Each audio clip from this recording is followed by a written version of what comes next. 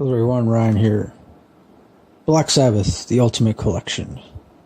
It's a 2-disc album. Unless you happen to get the vinyl, then I don't know if it might be a 2 vinyl album. That's not that I don't mind vinyl, but I don't really have the room to collect vinyl, so.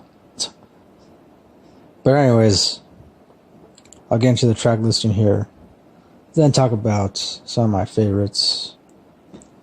On the first CD, it starts with Paranoid, and then Never Say Die, Iron Man, Black Sabbath, Children of the Grave, Fairies Wear Boots, Changes, Rat Salad, Sweet Leaf, War Pigs, Sabbath Bloody Sabbath, Hole in the Sky, Symptom of the Universe, Spiral Architect, and Rock and Roll Doctor.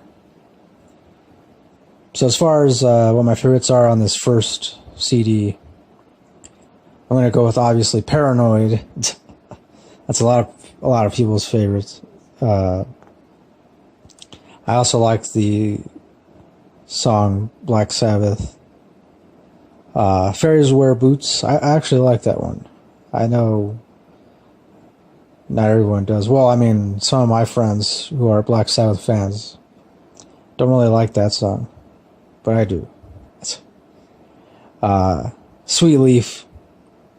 I also like that one. Also like Hole in the Sky, Spiral Architect, and Symptom of the Universe.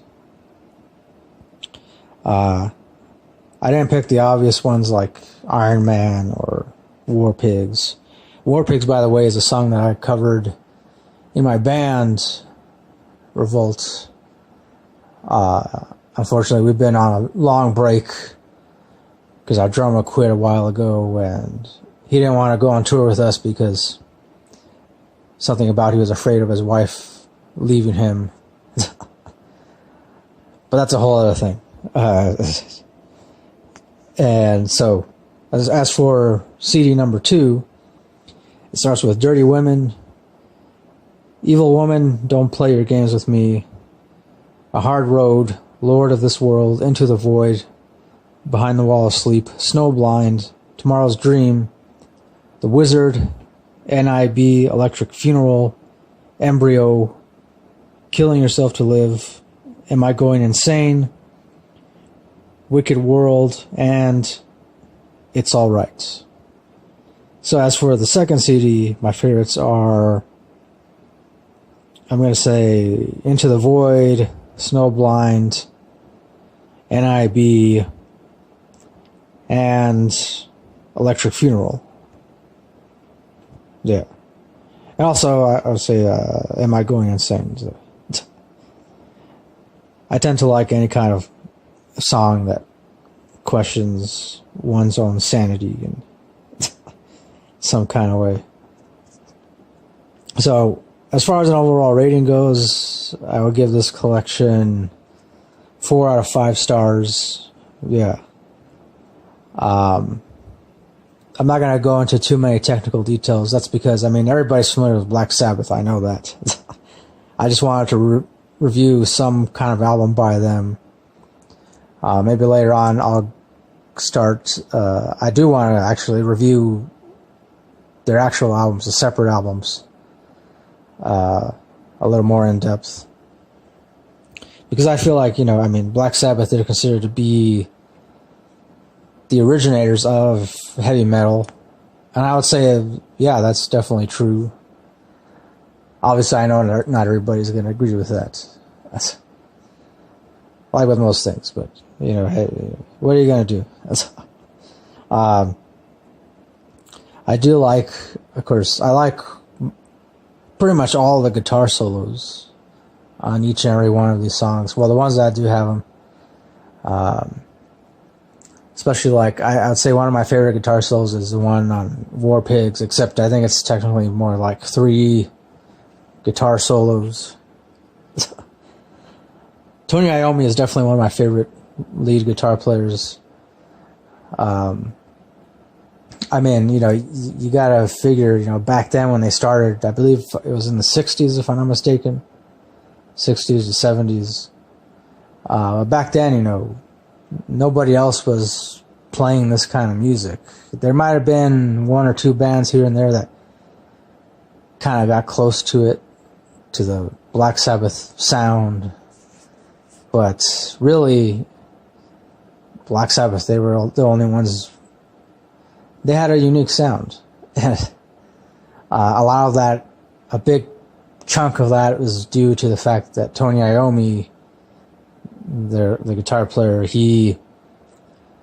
I had read that because he was working in some factory of some kind, and he got the tips of his fingers chopped off, but he wanted to continue playing guitar, so in order to do that, even when the skin on his fingers, the tips of his fingers, healed as much as they could, he still wasn't able to really grip the guitar strings that much. So what he did was he figured out how to play with thimbles on his fingers. And then he also tuned down his guitar, which gave it that ultimately that heavy, sludgy, like really raw, almost industrial kind of sound. And that ended up contributing to Black Sabbath's overall sound and tone, and and the rest is history. So I will say that on some of these songs I do like the guitar tone. On others, not so much.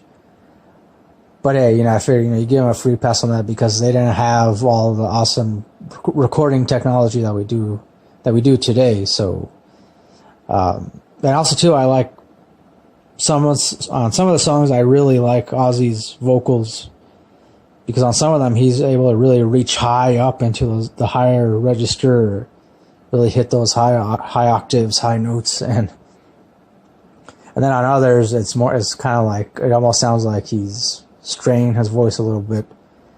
So but I mean, I don't know, it could have been due to depending on when they recorded the different tracks, the vocal tracks, it all depends on how the individual is feeling, what kind of mindset they're in, and if they're drunk or high or or just tired, or it could be a myriad of things. So the drums also, I definitely had drums, although I will say Bill Ward, I believe, is their original drummer.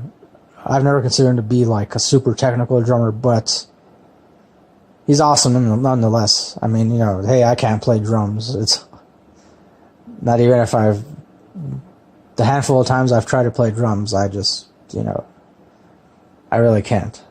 I mean, I can play along to a good beat, but to actually play the drums, that takes a certain amount of skill, in my opinion.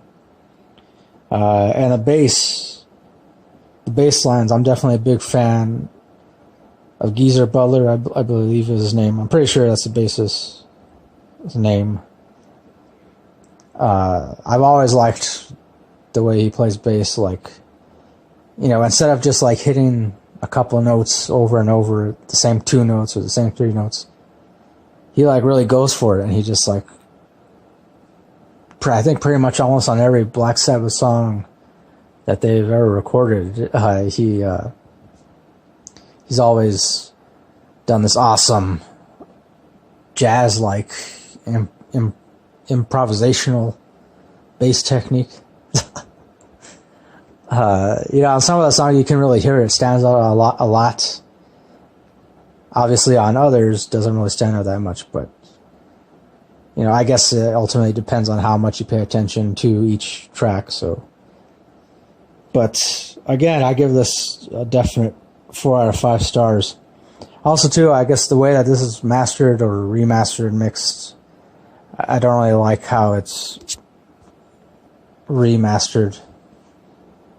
I believe it's been remastered. This collection came out sometime in 2017, I believe.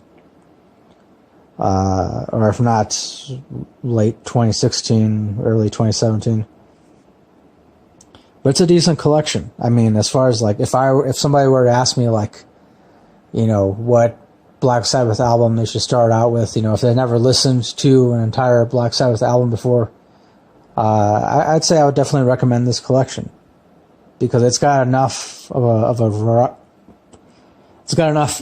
variety of Black Sabbath songs that, you know, it's a good representation. I feel it's a good representation of their sound and, you know, what they've been able to do as a band. So, yeah. And then the booklet of this album, the artwork is interesting. It's got pictures of them, of course, in their younger days. And I'm always kind of surprised by how young Ozzy used to look. I mean, compared to now, it's yeah. I will admit, I've never seen Black Sabbath in concert before. I've seen Ozzy, which was definitely an awesome show, but I gotta talk about that in another video thing. So again, I give this 4 out of 5 stars. And that'll do it for my review of the Black Sabbath, The Ultimate Collection. So, thanks for watching, and as always, till next time, don't forget, keep it real, keep on rocking, and peace.